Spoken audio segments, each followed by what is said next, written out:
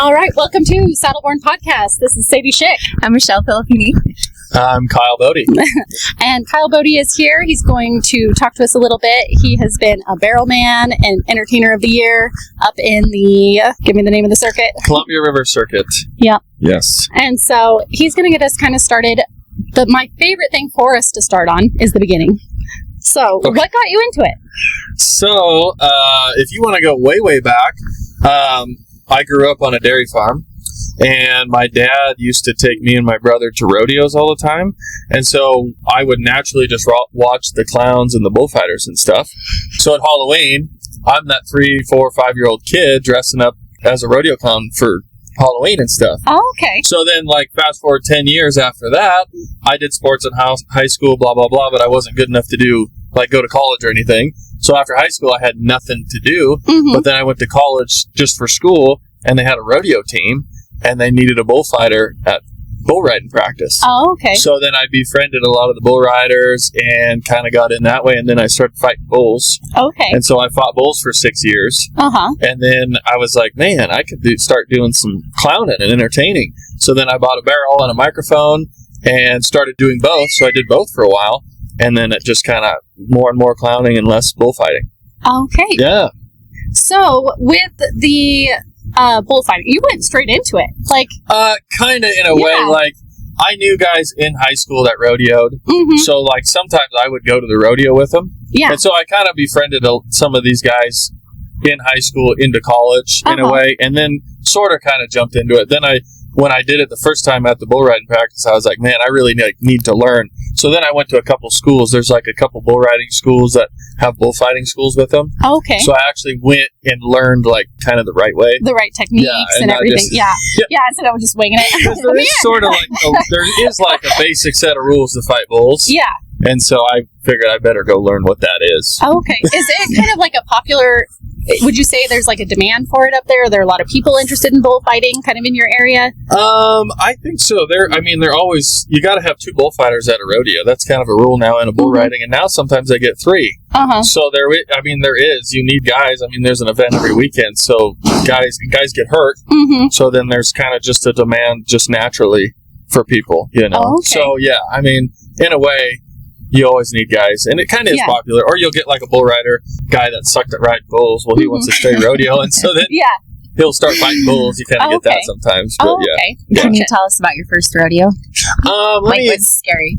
It was. Really I was nervous, it's not right? School anymore. Yeah. So the first time I did a paid event was actually a big show. This guy got hurt. See, this is how it happens. You get another bullfighter got hurt, so then they called me 2 days before, right? Mm-hmm. Hey, we need you. Yeah. And so. You just jump into it. I blacked out. I don't remember anything. Right? You're so nervous. My mom has the picture. I got in the newspaper. Uh-huh. It was in Albany, Oregon, and the photo was me getting ran over by a bull. Mm-hmm. And my mom still has Where that was picture. your barrel? I didn't have a barrel. I was just fighting bulls then. Oh, but can you jump in a barrel? Even when you want to, or you have to be in the barrel? I didn't have a barrel at the time. Not yet. I hadn't bought one yet. So, are you going to get in a barrel tonight? See, this is a little different because it's a fraternity. Mm-hmm. So these bulls, they're competing themselves for money and buckles. Yeah. So I probably won't have a barrel out because I don't want to get. Dang it! I don't want to get the bulls hurt. That was the highlight of my life. Yeah. My night. Yeah. Yeah. I know. Everybody wants to see me get ran over. That's now. Yes. I know. So the extent of my knowledge for bull riding or bullfighting in general is what Efren just told us when we interviewed him and Dale Brisby. Okay. Oh. So I just know that he said he's afraid of the barrel. So I know it takes a lot to get into it, and that you can get harmed being in there as well, right? Oh yeah. There's just you're not going to get the normal hurt like bull riders do and bullfighters do, but yeah, I got a headache the other day and I had to take some aspirin or something type of thing, we get me around a little concussions and stuff. Okay. Bloody noses, you smack your nose and break your nose, and, so Gotcha. you get more bumps and bruises and you're more sore a lot over your body. Is it it's maybe weird. a car accident a little bit? It those kind of jerk you around? Yeah. Oh, for sure. Yeah. Yeah. So do bulls see color? I think they do. I don't know. People tell you that. How do they know that? They say dogs are colorblind. I always wonder too. That's a lie. Do you go to a certain color out there? Yeah, I wear any color you want. They got me a red jersey. I like to wear yellow a lot. That's my favorite color, but I'll wear whatever. Oh, okay. So, but I know the bulls aren't out looking like who's got red on them. You know, they're not gonna. Yeah. I don't know. So you got started kind of fast. Like you jumped into it, decided you were going to do it. Did you have a mentor? Someone who kind of guided you? Yeah, a few guys. There's a few guys in the Northwest, like Rowdy Berry. He's very popular. He used to do Reno. He went to the NFR in 1999. He's a big influence for a lot of bullfighters in the Northwest. I had emailed him and called him when I first was going to a school and stuff, and he does schools. But like Rob Smets, he's out of Texas, and Miles Hare, he's out of Texas and stuff. That's where I went to my first school. Oh, okay. And so those guys, you just kind of keep in contact with them. And then there's some older guys that were fighting bulls at the time that were getting ready to retire, and you kind of just pick their brain. And so, yeah. How do you make it to the NFR as a bullfighter? It's voted on. How do we vote you in? It's by the top. It's by the top 20 bull riders in the PRCA. That do it. Get on that but I'm not a bullfighter anymore, so just a clown. Dang it! I know. So sign back up for bullfighting. No, I don't think so. He's got 4 kids. Oh yeah, and Hannah. Yeah, she wouldn't like it. And I kind of get to fight bulls a little bit in my barrel, but it's not as cool, I guess. So from when you started getting into the bullfighting side of things, have you noticed a lot of change in like technique over the years, or?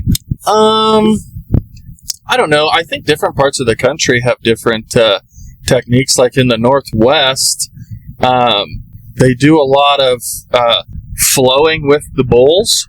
Like if there's 2 guys, we have like if a bull is spinning one certain way, you got to get that bull rider off a certain way. So sometimes one guy will go high side and one guy will go low side, which means the low side is near the buck and shoot, and the high side, of course, is towards the arena. Okay. So a lot of guys will flow with the animal, or you can like grab him and pick him up by his head. Because bulls they see movement, but if you can touch them, that's going to get their attention. So, like, if you watch tonight, those guys, the bullfighters will grab the bull and touch his head, and he'll pick his head up, and then he'll see you, and then he'll go with you. Kind of deal. So that's what they're kind of doing. In the Northwest, I feel like a lot of that, guys will flow with the bull, more or less. And so you'll see guys going in a circle together, where, like, other parts of the country is, like, we call it pick and pull. So they'll just not go with the flow as much, but they'll go in and step in and grab the bull and pull it away from the situation. Both work, but it's just different styles for kind of what different part of the country you're in. Yeah, that's which I've noticed. I don't know if other guys noticed that. I don't know. That's interesting. Just like kind of connecting dots, but like, you know, like the bud box when you're moving cattle, they work in a circle, right? Yes. So that was kind of interesting. And it gets different too. Like, I think there's 3 bullfighters tonight, but like if you're with 2 guys, it's different. If there's 3 guys, it's different because usually you got 1 guy on each side, and then maybe 1 guy out in the arena on the high side is what we call it. Okay. And so then you might have that, and he might be like offside, kind of in if you need him, and they kind of rotate. Okay. And then if there's a barrel, I'll move my barrel out and use that as a target too. Okay. Yeah. That's what I was kind of wondering. Like, what does the barrel do? You know, like it's an island of safety in a way. You know what I mean? So, like, if a bull's bucking way out in the arena and the bull rider gets bucked off out there, there's nothing. Right. So the barrel's there, so anybody can go to me and just stand by it or something. Or if he's like dazed and confused, like he can come to me and like, you know, he's like, there's stars and everything. I can kind of hold him and be like, hey, you're fine. They're there. Like, nope, nothing's going to kill you. Or if something is, I'd be like, dude, you got to start running. Better get moving. Yeah. So there's only room for one of us in here. Do you know most of the bullfighters tonight? Do you know them? Yeah. Oh, yeah. So you guys are all pretty good friends for the most part. Each other. And when you're kind of in a game that's dangerous, if you just meet a guy, you become friends pretty fast. A trauma bond does a lot, right? A lot of trust. Yeah, I know it. I've made my best friends in a couple hours sometimes, you know, at rodeos. Just because of that. Yeah, absolutely. Yeah. So, when did you do the transition from bullfighting to entertainer? So I fought bulls for 6 years, and so I think like 4 or 5 years in, I bought a barrel. And so then for like 2 or 3 years, I was doing both. And now I've been clowning for 7 years. So I don't know. I started in 2011. Oh, okay. So, nice. Yeah. whatever that is. Do you have a lot of jokes? I don't know. I mean, I do. Just give me one. I don't Right have now, like, immediately.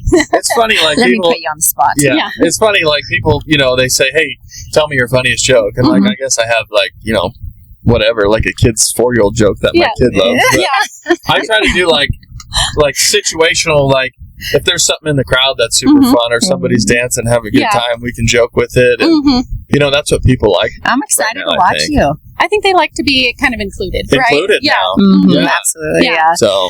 Well, I came to a rodeo here not long ago, and the clown did the same jokes 2 nights in a row. Like, that's not funny, buddy. Like, pull out some more from your pocket. I already heard that one last night. Yeah. Michelle's a high critique. Yeah. Good, yeah. So I just wanted to make sure you're going to be good. Like if you have your favorite comedian or favorite musician, he's got his favorite songs, best jokes, whatever. So like I have stuff that I'll go to if we need it. Yeah. But like, I try to do the situational. Yeah, stuff. Just kind of play it by ear. Yeah. Okay. Yeah. You got good dance moves? I guess. We'll see. I don't know. Sometimes. Yeah. Okay. So, since you transitioned to kind of more of the entertainment side, are you staying on the road as much as you were before? Or you're just, is it all year long or all season long? Or what's it looking like with the travel? So now, like, we're getting into fall. And in the Northwest, like, the last couple rodeos are ending. So now it'll be bull ridings. Indoor, so we'll start going indoors again in the winter, and then like in October we come down to Arizona. We do a couple events and stuff, so you get some of that because there's stuff going on in Arizona all the time. Yeah, sun's always shining. Yeah. So we'll do that, but it is year round. Like I have a couple weeks off now, which is nice. Yeah. So how are you balancing that? You've got a wife and 4 kids at home. How do you balance that with the family? They all go. They go with? Yeah. That's beautiful. Yeah. Like this weekend, of course, everybody started school. Yeah. So it was like they can't miss the first day. They miss plenty throughout the year. Yeah. So this one we watch. Yeah. Time to go watch that be a clown. So I just go do these like Labor Day weekend and this one and stuff. And So. Yeah. Well, I wish Hannah and the boys were here. I know. Yeah. She loves coming. Like, we just got this trailer. We've had it this summer, and it's been a blessing to have this. Yeah. Because we get hotels and stuff, and that's fun because there's the pool, which is super sweet, for the when kids. it's hot, they can go inside. Yes. And hang out. We can cook a meal. Nice. We can watch TV. We can just relax. AC. Yeah. Or heater now that it's, it's cooling off at night, so you can have a heater or whatever you need. So. Yeah. So do you guys make it a point to like explore when you're at places, or do you kind of get stuck where you're at because you're working? We try to. Like, we had a motorhome before, and that we couldn't leave. Yeah. You know what I mean? Like, we're hooked to a trailer, a little cargo trailer. Yeah. Try taking those around town. I know. So we were stuck at the rodeo grounds, but the kids were little, so it didn't matter. But now that they're all getting older, like, we went to Arizona. We did Payson, Arizona this year, a few weeks ago, and then we went to the Grand Canyon and spent a couple weeks, and slowly made our way back to the Northwest. And so, gotcha. Yeah, we try to now. Oh, yeah, that's really nice. Do stuff. Yeah. And like when we go back to Arizona in October, we're going to take a couple days. My wife wants to go to Wickenburg and how do fun. the thing and do shopping and the fancy stuff. Nice. So, how did you all that good stuff? He messaged me on Facebook, I think, and just said, hey, they were doing this event, and last year I came, and it was a blast, and so then he asked me back this year. Awesome. So, yeah, I think it was just Facebook. It must have been. Yeah, yeah. And that's how kind of people contact me. Yeah. So, all the socials, you guys know. Oh, yeah. Well, yeah, you got to do all the Facebook, Instagram, blah, blah, blah. Is. Kyle Bode. Yeah. Just Kyle Bode. Yeah. I mean, yeah, I got I got the normal and then the fan page thing. But, they can find you easy enough. Yeah. Because you're not wearing your Kyle Bode shirt. I saw it yesterday. Kyle Bode. Oh, my polo shirt. Yeah, I kind of keep that. Yeah, so people can find me. Yeah. Or in case I forget my name. Sometimes that, I guess. Oh, man. So, how about your kids? Are any of them interested in rodeo? My twins, no, they box, actually. They're into boxing. Yeah. But my 5-year-old, last year he rode a sheep and hated it. Yeah. Oh, but this year he won. He's like about it. Okay. So all right. I don't know what's happening. Yeah. Yeah. Okay. That's so I interesting. Think maybe. Is he going to be a clown for Halloween? I don't know. I think my 3-year-old, I'll be like doing a rodeo, and I'll look over, and all the kids and my wife will be in the grandstand. Yeah. Well, my 3-year-old will be up there dancing, and imitating a little part of the crowd, following his dad's footsteps. Like, come on, Dad. Well, he's kind of stealing the spotlight. Yeah. Little bugger. Whoa! That's my time. So. Oh my goodness. So, so you travel all over. Do you mostly stay on the western side of the states, or have you had to go back east at all? Not yet. Not yet. There's Mostly a lot of shows all over. Yeah. I mean, there's so many over here in the West. Yeah. Yeah. So we're in Idaho, California, Washington, Oregon, Nevada, Arizona, Colorado, Montana. Yeah. So, I mean, if it's way out there, you got to kind of put what we call a run together. Mm-hmm. So, like 2 or 3 weeks. Mm-hmm. Yeah. So it makes it and all sometimes it's hard to do that. But, yeah. And then for like organizations that you are performing or entertaining at, is it all NFR? Like not NFR. What am I saying? PRCA? Are you doing different PBR or like? You know what I mean? I do one PBR. It's on New Year's. It's in Klamath Falls, Oregon. It's super fun, but mostly PRCA. Mm-hmm. And then up in the Northwest, they have the NPRA, which is the Northwest Professional Rodeo Association. Oh, okay. And they got a bunch of regional rodeos. And then I'm kind of on a tour. They call it Challenge of Champions. Oh, okay. And it's a bull riding tour in the Northwest in California. Gotcha. And they run a lot of spring fall events because everybody else rodeos in the summertime. And they have a couple sprinkled in the summer, but it's mostly spring and fall. And, Gotcha. So I do some of those, and they're super fun and chill. And And then do you do most of it pretty much solo or with your family, or do you have like a traveling partner sometimes? Like mostly just the family. Yeah. Yeah. Okay. Yeah. Nice. That's the way to do it. Yeah. Yeah, and families become on the road too. So like I was telling Michelle, like most of our friends are on the road now. Yeah. So when we get home, it's like, well, let's get back on the road. I know. Yeah. It's almost like being away from work. Mm-hmm. So it's opposite to what people think. Gotcha. So you won't be back to Nevada until next year? Oh, Vegas. Vegas. Oh, Vegas. Yeah, Vegas. And when is Vegas again? So for us, it starts December 1st. Okay. But I think the rodeo may start like, don't quote me, the 5th, that Thursday. Oh. Okay. But we go the Sunday before. Gotcha. So the PRCA has a convention, and like 2 or 3 days before the rodeo starts, all the committees come, bullfighters, clowns, announcers, music directors, they all come, and it's kind of a meet and greet, and that's how you sign contracts and meet with other clowns, and we have meetings and stuff and rule changes and blah, blah, blah. Oh, okay. Yeah. Gotcha. Kind of business stuff. Okay. So. Because they do have the Bullfighters Challenge down there too, don't they? Yeah, and then they have a Bullfighters only, you know, they got big rope-ins, they got big breakaway rope-ins, barrel races, blah, blah, blah. Million things, which is great. Yeah. I've been for the barrel race before down there. Yeah, they got that big money winning. Yeah, the all-in barrel race. That's huge. Yep, I did that one year. That was fun. Yeah. It was a little like, oh, I'm not qualified to be here. I took a green horse. Didn't break a leg. I didn't break a leg though, so that's a win. But yeah, so that's kind of interesting. So you'll have that. You'll have this one. The boys are back at school. What do you do on your off time when you're not traveling? So my parents had a dairy farm. Well, they just sold all their cows like in May. Gotcha. So like I've been rodeoing every week, so it hasn't really hit yet. Yeah, that the dairy's empty. But I started hoof trimming, so we had a hoof trimmer guy doing our cows. Well, he retired and started being a mechanic for a race car team, which is pretty sweet. Yeah, that's cool. But then he has an extra chute, so I've been using his chute. And my dad's got a buddy that milks like 3,000 cows. Yeah. So I go trim for him when I'm home. That is a full-time job. That is. Yeah. Wow. So I guess it makes sense. Like I said, I don't know a ton about dairy cows, but you have to trim them. Do they have to be trimmed regularly, or is it just as needed? So each cow gets trimmed about twice a year. Oh, okay. So they'll get trimmed when they dry off, and then throughout their lactation they'll get another trim. Gotcha. If they have no problems. Gotcha. If they have a problem or something, then they'll give them to me, and we'll fix them. Put a block on, you know, and do the deal, and then Gotcha. So. We're so dry here, you know. Ours just chip off. Yeah, naturally they do, right? I mean, they're gonna. But where we're at, they're either in freestyle barns on concrete. Yep. Which is actually, I mean, good. I mean, contrary to belief, the cows do really good on concrete. Oh, it's kind of like a file. You think, right? So when they come to trim, you're not doing a lot. Mm-hmm. It's just a little shaping, and if they have a little problem, you're fixing it, you know. Yeah. And so that's good. And then, or they're in corrals. Okay. And the feet can get really soft in corrals, too. Mm-hmm. So then a lot of times you're just shaping the toe and lengthening it and shortening it up. I mean, so yeah. Very interesting. Yeah, it's just cool. It's a maintenance thing, you know. Yeah. When you guys are out here on the range, it kind of naturally I know if you were talking to like a rancher about trimming, they'd be like, "What?"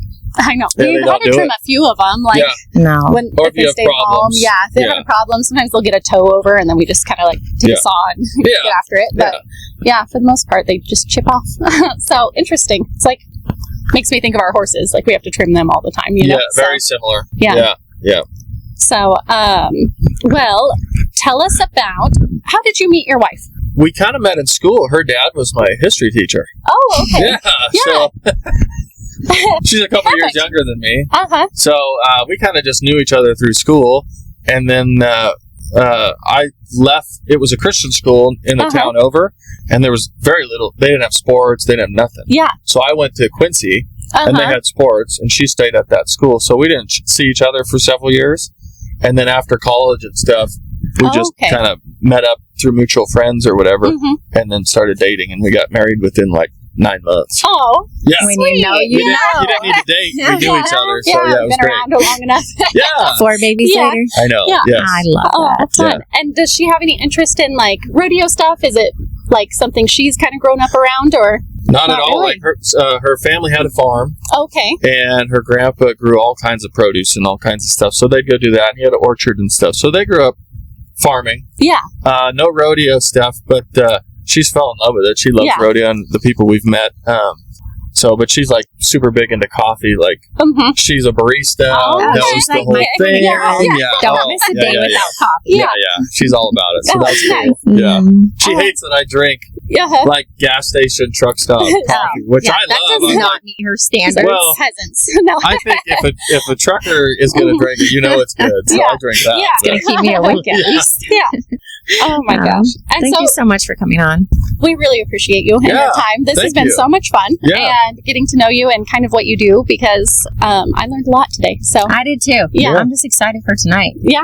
I can't wait to see. Yep. It's going to be fun. I hope I don't disappoint you guys. No, it'll be fine.